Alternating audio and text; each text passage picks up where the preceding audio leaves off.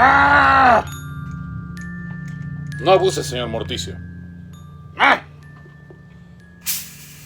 No le conviene hacer eso, señor Morticio. ¿Por qué? Yo soy muy paciente.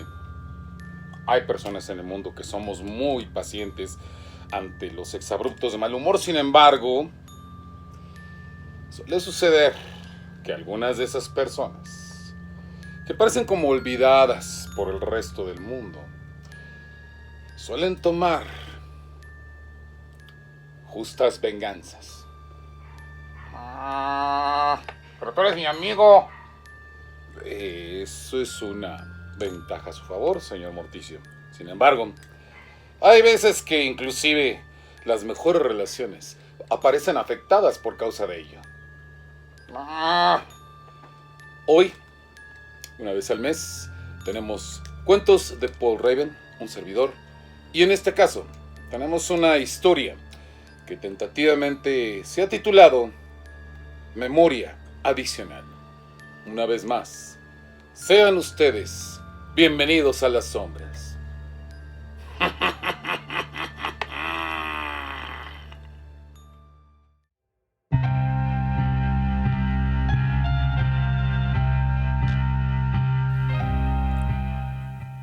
No. No. ¿No qué? No lo hagas. ¿Qué supones que voy a hacer? Cayó. Era cierto. Él suponía que iba a hacer eso, pero no estaba seguro. Quizás, si lograba disuadirlo hablando con él... ¿Te acuerdas de cuando íbamos a jugar? La voz le temblaba. No sabía si aquello funcionaría. Claro que me acuerdo. ¿No te gustaba? Siempre me gustó jugar. Me encantaba el béisbol. Era bueno ir, ¿verdad? ¿No te gustaba cuando íbamos al campo? Sí, me gustaba. Me gustaba correr antes de empezar y después ponerme el guante. Recuerdo que me quedaba muy grande. Bueno, pero recordarás que yo me encargaba de ayudarte. Sí, recuerdo eso bien. Decías, no puede ser que no te entra aquí ni tantito para saber que ese guante es para la mano izquierda. ¿No entiendes que eres derecho? Y se señalaba con el dedo su propia sien, de modo vehemente, como si quisiera imitar la forma en que lo hacía en el pasado, como si quisiera perforar con el índice su sien. Bueno, pero es que tú... Yo entiendo. A una persona, si no la corriges, siempre le quedarán los malos hábitos. Supongo que quieres que te lo agradezca. Bueno, está bien. Gracias por ayudarme a aprender a hacer las cosas bien. No tienes que agradecerlo. ¿Qué no haría yo por ti? Tal vez una de las cosas que no hacías era defenderme. ¿Cómo? Aquella vez que te mandaron llamar de la escuela. Que cuando te dijeron que tenía problemas de aprendizaje y la directora te estaba explicando, le dijiste, discúlpelo, maestra, no tiene la culpa de que no le entre nada aquí. Y con el nudillo del índice, como si quisiera introducirlo a la fuerza, se lo clavó en la sien. ¡Basta! Si te acuerdas que eso era lo que te decía. Sí. A veces parece que en realidad para ti yo era bastante duro de entendederas, ¿verdad? Se quedó en silencio. No sabía qué decir. Lo digo porque me lo repetías muchas veces. No había ocasión en que no me lo remarcaras. Si en la escuela, porque no se me daban las cosas. Si en el deporte, porque no me entraba aquí cómo tenía que ponerme el guante, tomar el bate, golpear la bola, lanzarla. ¿Quién más te lo iba a decir? Se aproximó con el rostro encendido, rojo. No transpiraba, pero estaba seguro que acababa de tocar una fibra muy sensible. No se trataba de lo que me dijeras, sino de cómo me lo dijeras. A ver, creo que nos lo estamos tomando muy en serio. Solo se trata de una forma de corregir. Y de todas las que se te ocurrieron, tuvo que ser así. A veces me pregunto si eso no resultaba satisfactorio para ti en verdad. No, ¿cómo crees? Siempre te ha gustado alardear de que nadie tiene más conocimiento de muchas cosas como tú. Solo que a los demás no les taladrabas el cráneo con el dedo índice. Decidió acudir a su última carta. La súplica no había funcionado. Tal vez, si mostraba algo de carácter, lo hacía porque necesitabas que te lo demostrara de manera gráfica. Los niños necesitan refuerzos. No pretendo que me lo agradezcas, pero debes reconocer las razones por las que lo hice. Es difícil saberlo. Cuando aún de adolescente me tomabas de la cabeza y cada vez que me equivocaba en algo, volvías a hacérmelo. El nudillo o el dedo en las sienes, ahí me dolía mucho. Bueno, pero tu madre... Claro que mi madre lo impedía. Ni modo que permitiera que me siguieras maltratando. Pero eso no quiere decir que no lo intentaras en cualquier ocasión en que pudieras. ¿No te parece que eso es mucha debilidad? De lo que se trataba es de que fueras más fuerte. Dejó el aparato en la mesa, donde hizo un escándalo al sacudir las piezas de metal que se encontraban en ella, y se aproximó a él. La fuerza no quiere decir que puedes o debes abusar de los débiles con el pretexto de hacer fuerte a alguien. A ti no te hicieron fuerte solo golpeándote o maltratándote.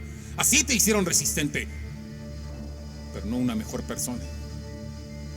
Te hicieron aprender cómo se supone que debes forzar a alguien, pero no a ver si eso me gustaba. Te hicieron creer que ese es el camino, pero nunca quisiste aprender otro mejor. ¿Y qué te crees para juzgarme? No voy a juzgarte. Entonces, solo quiero comprobar una cosa que siempre me dijiste.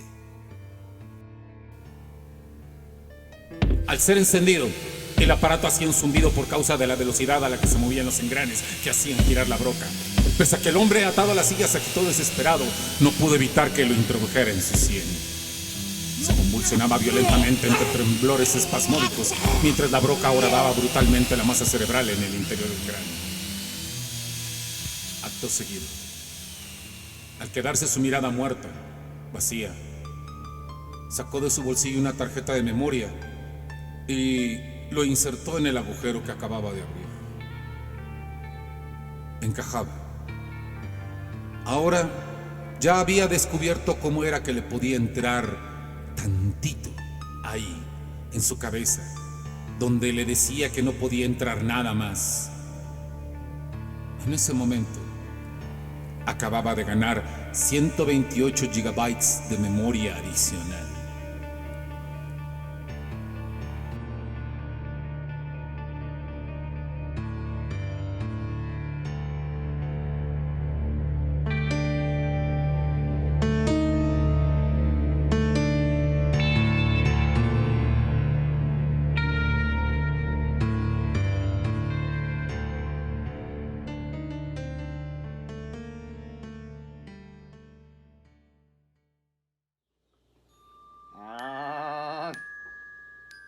Por supuesto. Algunas ocurrencias de las personas que suelen volverse violentas son motivadas por una gran cantidad de temores y pues no es extraño que en algunos momentos el estallar de esa manera sea la única solución, al menos para ellos, como también para el protagonista de esta historia llamada Rompiendo el Hielo.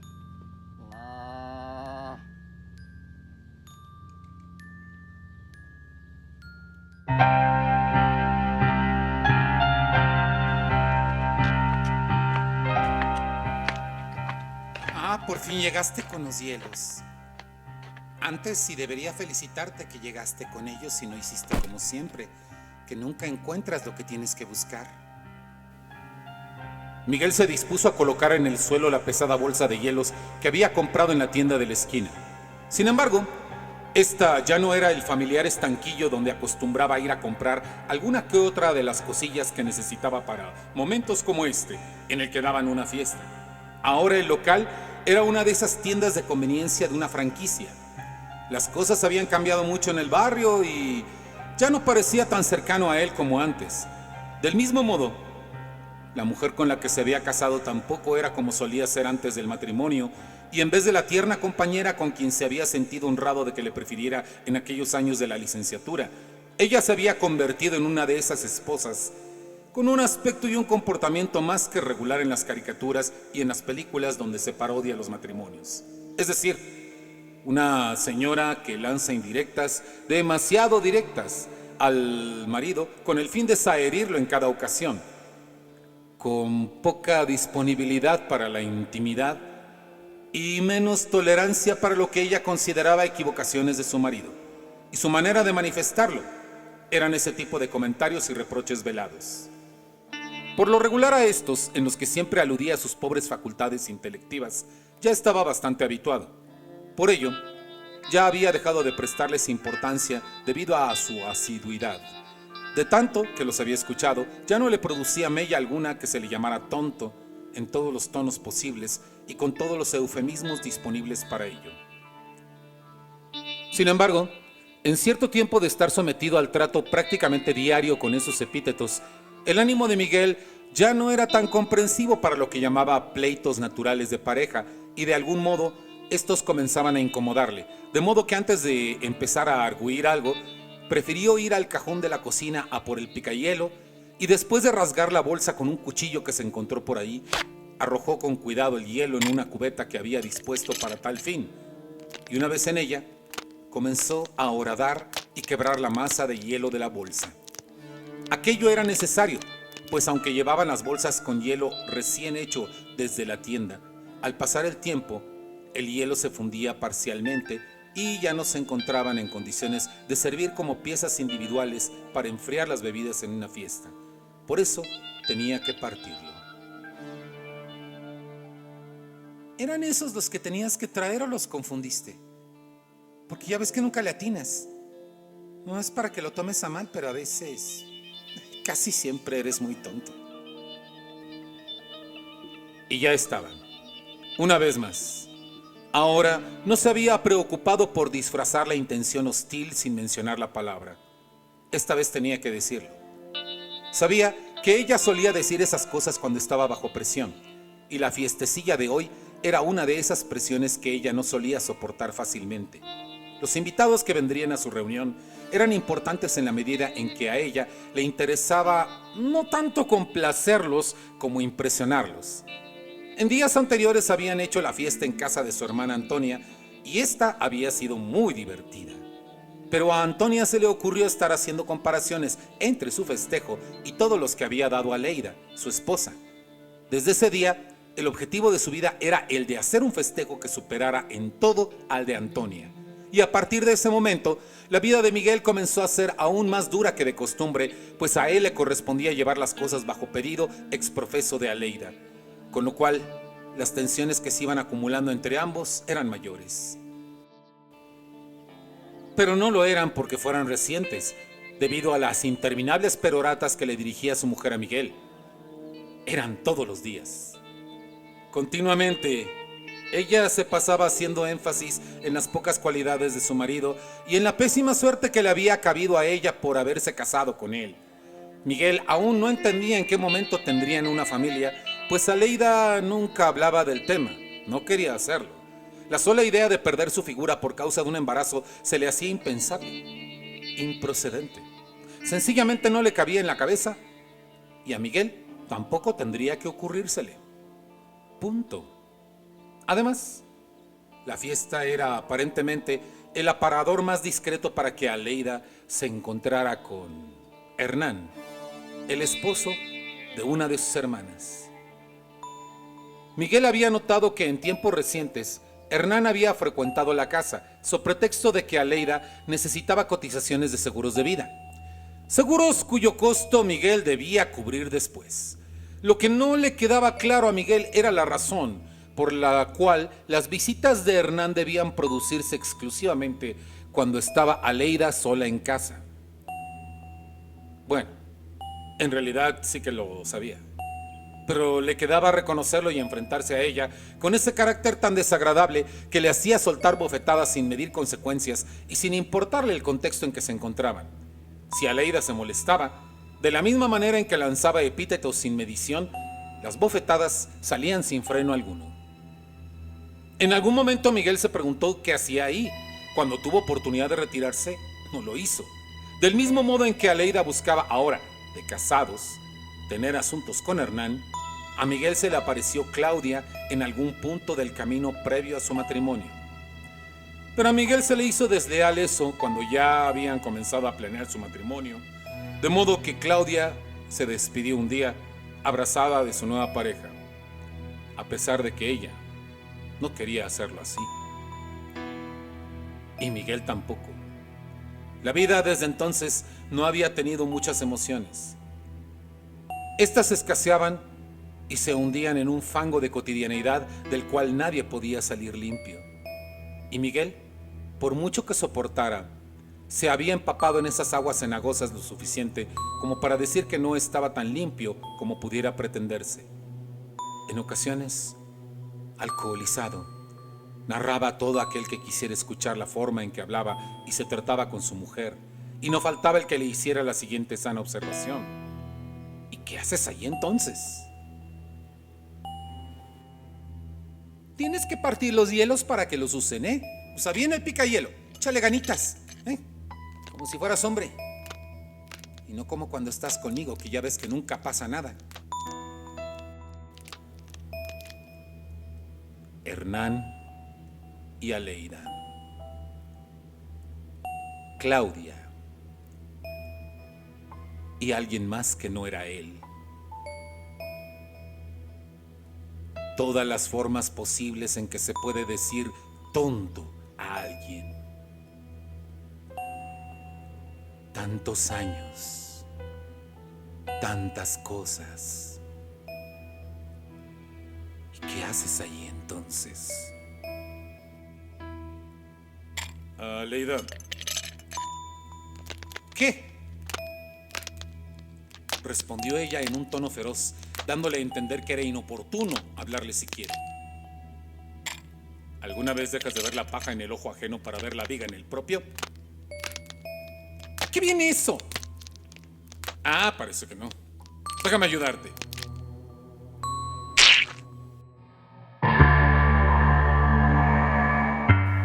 La liberación fue automática. Así lo sintió. Y lo escuchó en el salvaje grito de dolor que ella lanzó en ese instante. Con un golpe seco y la húmeda penetración de la punta de acero del picahielos en la cuenca orbital, Miguel había dado el primer paso, y tal vez el último.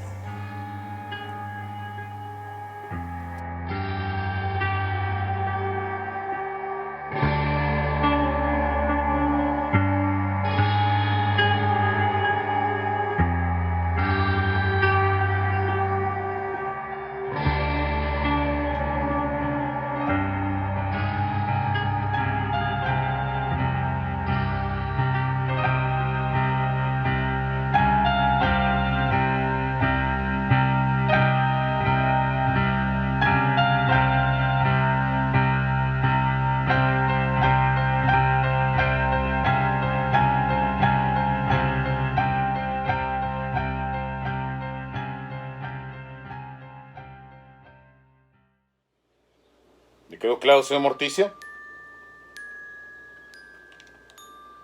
Ajá. No conviene hacer enojar a la gente que aparentemente es muy tranquila, porque no sabemos en qué momento puedan estallar desafortunadamente. Pero piensen ustedes, reflexionenlo. Estoy seguro que sacarán una conclusión mucho más inteligente que la que nosotros podamos obtener aquí.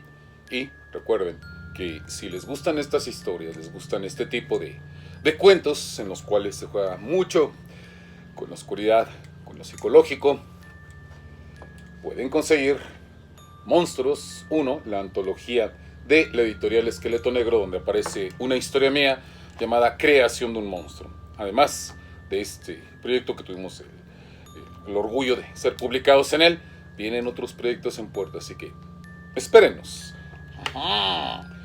Sin embargo, por el día de hoy esto ha sido todo. Les agradecemos su preferencia que semana a semana nos lleva a seguir adelante con el canal. Por supuesto, queremos seguirlos invitando a las redes sociales de las Leyendas del Cuervo, como en Facebook, Leyendas del Cuervo Oficial, donde ustedes encontrarán los anuncios de videos próximos, como también los anuncios de videos anteriores que ustedes deseen ver.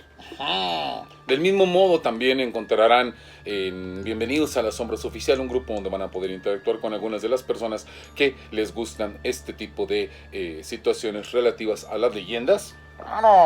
Y por último también encontrarán las invitaciones a los videos de las crónicas de Morticio en TikTok. En las crónicas de Morticio ustedes van a encontrar historias sorprendentes sobre costumbres funerarias raras y sobre muertes absurdas en algunos momentos. Por ende, les conviene, si les gustan este tipo de historias, acercarse a estas redes. Sin más por el momento, nosotros nos vamos a retirar, no sin antes recordarles que para nosotros será nuevamente el próximo martes a las 9 de la noche, hora de México, darles una vez más la bienvenida a las sombras.